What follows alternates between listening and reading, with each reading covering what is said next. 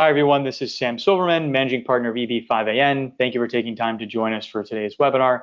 Today, we're going to be speaking about our One Tampa Urban High Unemployment EB5 project, and we're going to be chatting with one of our current investors in the project, Mike from Canada, who's graciously offered to share a few minutes of his time today and share his EB5 experience. So Mike, thank you again for taking a few minutes. Maybe to start, could you tell us a little bit about your background and kind of why you decided to explore EB5 as an option to move to the US? Yeah, so actually, the application is for my son, for Alex Dehan, who's studying at Emory University in Atlanta. We're Canadians. As far as a personal background, I grew up in Montreal. I actually studied in the US. I did my MBA at the University of Rochester and later on went to the Harvard Business School. And my experience was I went through every single visa there is. I went through the H1, F1, TN. If it was out there, I probably had it at some point. And I don't know that there was the option for the EB5, or I mean, there was the option to get sponsored by a company, but I was always very entrepreneurial. So, and I didn't want to be held down to a company. So eventually came back to Canada. To circle back, my son is studying in the States. His dream is to be in the States. And I just want to make life a little bit easier for him. We came across the EB5, which is, in our estimate, one of the speediest ways to get a green card. And that's really where we came to the EB5. Got it. So you had kind of familiarized yourself with prior, other visas, and EB5 kind of ended up being the best fit, just given the long-term longevity and wanting to stay in the US without restrictions for your son. That's correct. There were other options, but they had other risks associated with them that was really not on the table with an EB5. Okay, got it. Okay, so once you'd kind of decided, all right, we want to do EB5, that's going to be the best option. What was your experience like researching potential attorneys who could help with your application? So we actually started with EB5 companies like yourselves and getting recommendations for lawyers. So the lawyers that I got were from EB5 investment companies. And at the end of the day, I interviewed probably 4 or 5 lawyers, and it all came down to the number of applications that they had gone through, their success rate, and really how well we meshed. Would they be around during times of trouble? So I have like a little test where I call them unexpectedly, or I send an email and I evaluate how quick their response is and how accurate their response is. At the end of the day, you take a risk no matter what, but I'm quite pleased so far with the work that's been done with the law firm that we picked. Gotcha. Okay. And which company did you end up going with, and tell us kind of what that process was like, kind of step by step in terms of piecing the application together. Yeah, so we're using the Darren Silver firm out of LA, using one of the attorneys there, and basically started off with contracting him, getting the checklist of things that were required. Fortunately, I have a bit of experience in terms of source of funds tracking, which, from my understanding, is one of the bigger challenges that's faced. So really started with the checklist, and we set a target date to get the application in, and I've got a pretty detailed oriented team that helped me gather all the information and kind of went back and forth with the attorneys, and I knew what they were looking for in terms of source of funds and being able to track it from the time you make it to the time it goes out. So I would say that the fact that I had some experience definitely helped, but the attorneys definitely held my hand. And there's no question that there is a lot of documents required. I don't know if it's a lot of documents required. I think it's just they want to cover all bases and they want to make sure that questions are answered before they're even asked. And I think that's where you see, I would be a little bit concerned if you've chosen an attorney and they get your paperwork and they say right away, okay, it's good. You don't need to send me anything else. So yes, it's a little bit aggravating when they keep asking for stuff, but at the end of the day, they just want the application to go through smoothly. Understood. And once you had hired them and started, actually working on the application, how long did it take, from that moment until everything was finished and you were ready to submit the file? So it's a two-part answer. The first part is I actually hired them 2 years ago in terms of getting their help in terms of evaluating projects. And then my son had just started university, and then we kind of shelved it. We didn't, they were still contracted, they had a retainer, but we didn't use them.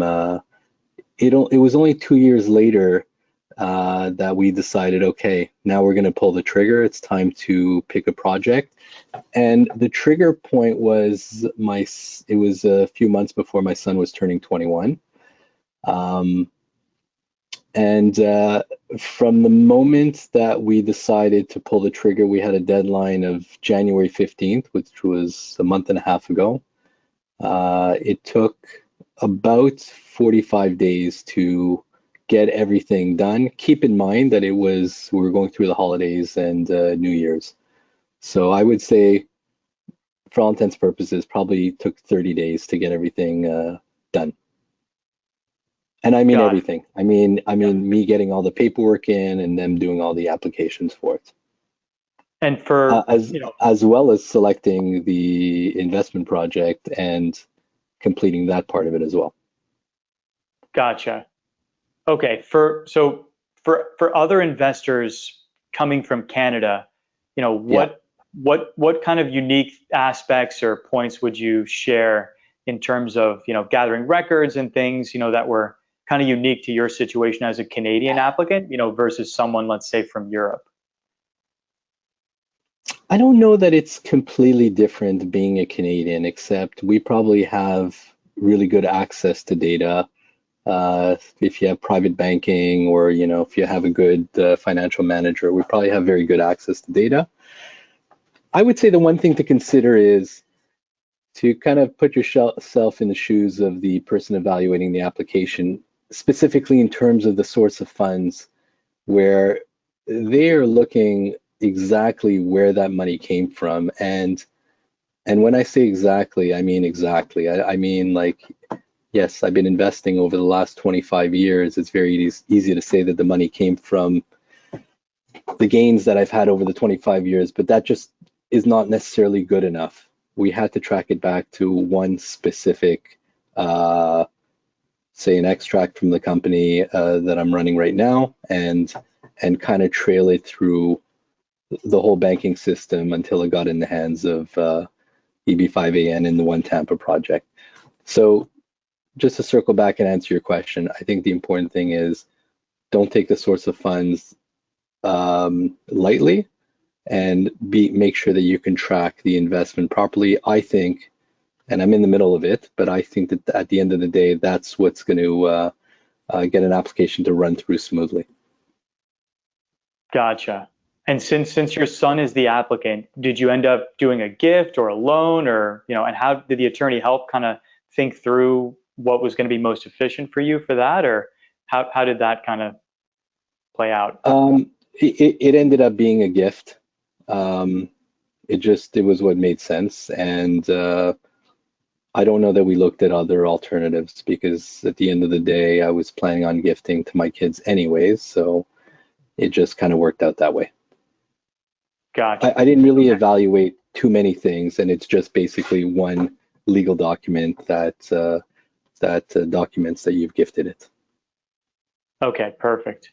And so, now that that process is kind of recently completed, what advice would you have for someone considering doing EB5 in terms of hiring an attorney? And I know you spent a minute on, kind of how you picked one, but now that you've gone through it, what would you say in terms of how to kind of pick the best one going forward? Look, if you have the opportunity to meet them face to face, I am a strong believer that that's probably your number one way to see if someone's going to have your back and someone's going to answer the phone when you need them. At the end of the day, if they've done a certain number of EB5s, then, and you look at their success rate, then I think there's probably a lot of good lawyers out there. Perfect. All right, so shifting gears to the project side of things. So you mentioned that you kind of initially started considering EB5 a couple of years ago, and then didn't really dig in until fairly recently when you decided you definitely wanted to go forward with an application for your son. So once you did decide, okay, we're going to do EB5 for sure, we're going to use Darren Silver's team to help with the source of funds. What did that research process look like in terms of identifying, do you want to do a rural project, urban project? And then within that, what project features were you really focused on? Yeah, so being Canadian, I think that the advantages of the rural, it wasn't as important to me. Whether it was rural or urban, I was easily able to go with either of them. I actually started with a different EB5 company that had multiple projects, and the truth is, my faith was more in the EB5 company than it was in the project, because I have very little control on that project, which is something I'm not used to. I'm used to getting involved in these projects and kind of influencing outcomes. So at the end of the day, step one is picking the right EB5 company versus the project. And I thought I had made the right pick, and I'm sure it was the right pick.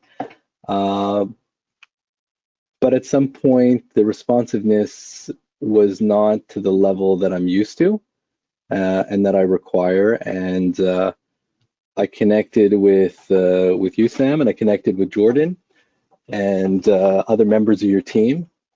And I got to tell you, everyone was on the same page in terms of responsiveness, in terms of goals, in terms of just getting us the proper data and coaching us through it. And I was really, really impressed. So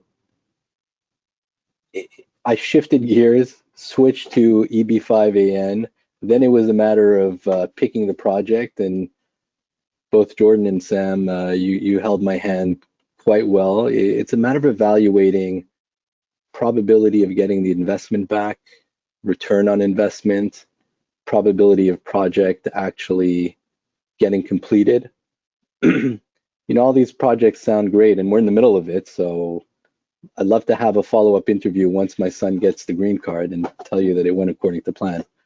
But at the end of the day, the One Tampa project, I like the fact that it was 47% sold at that point that I was evaluating, and I like that there was a high sales of units. I actually called the project. I was going to go visit it. I didn't go visit it, but the project managers there were very responsive as well. I just felt after evaluating, it had the highest probability of getting built, getting done, and returning my investment within the time that's promised. Whether that happens or not, again, we'll have to revisit this in 2-3 years and see if we're on track. Gotcha. And in terms of the developer themselves, what made you feel a little bit more comfortable in terms of Coulter, being able to successfully execute, on the development of the project, compared to some of the other project developers, let's say that you also evaluated?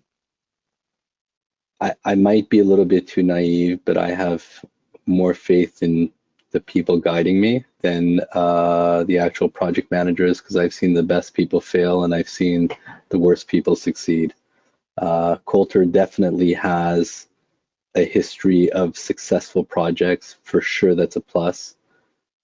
But I got to be honest, you, Sam, you holding my hand, and Jordan also like coaching me through it, that had as much, if not more, value than the fact that it was a Coulter project. That's just the way that I roll. Like it's just the way that I do things. Great. Thank you. We appreciate that. And of course, we're always trying to just make sure all of our clients have the most current, complete information and, make as informed an investment decision as possible. That's just our number one point that we're always trying to achieve in any project. All right. So that covers the project. And it was good, obviously, to sit down with you and your son in person and chat about the project. And, I know we are in an uncertain time now with this IIUSA lawsuit pending. And, so it's just important to really get a sense for how, some of these unknown risks that could impact all investors, not just ones in our projects. So on that point, kind of how did you kind of think about, that lawsuit, that unknown risk, and what made you still want to go after the One Tampa project as opposed to some of the other projects, knowing that that's still an unknown out there? I wish I had a good answer for that. It's either being naive, being stupid, or just being an all-around risk taker that's brought me a lot of success over the years. I had a good gut instinct, and hopefully it pays off. Yep. Sometimes there's always challenges with every project, and you just gotta, at some point, you gotta decide, am I ready to pull the trigger or not? Yep. Perfect. All right. So, kind of. I wish I can give a more analytical answer to that. No, that's fair. No, I mean, yeah, entrepreneurs, yeah, you gotta be comfortable with some risk, and any EB5 project is going to have risk, right? So you just gotta understand what those are and assign your weighted value to them, and then make the best choice you can at that moment. Yeah. So kind of zooming out a little bit, having gone through the whole process now, working with Darren's team, getting the application together, finalizing the project, getting all the money wired, filed, all of that.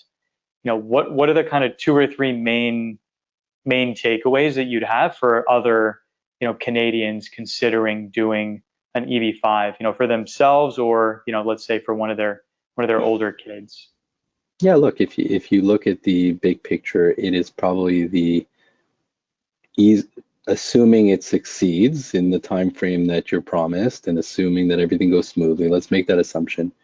It is the easiest and fastest way to get a green card, and if that's the goal, then there's no better way, in my opinion. Of course, with our specific situation where I have my son who wants to be free to work for whichever company is lucky enough to have him.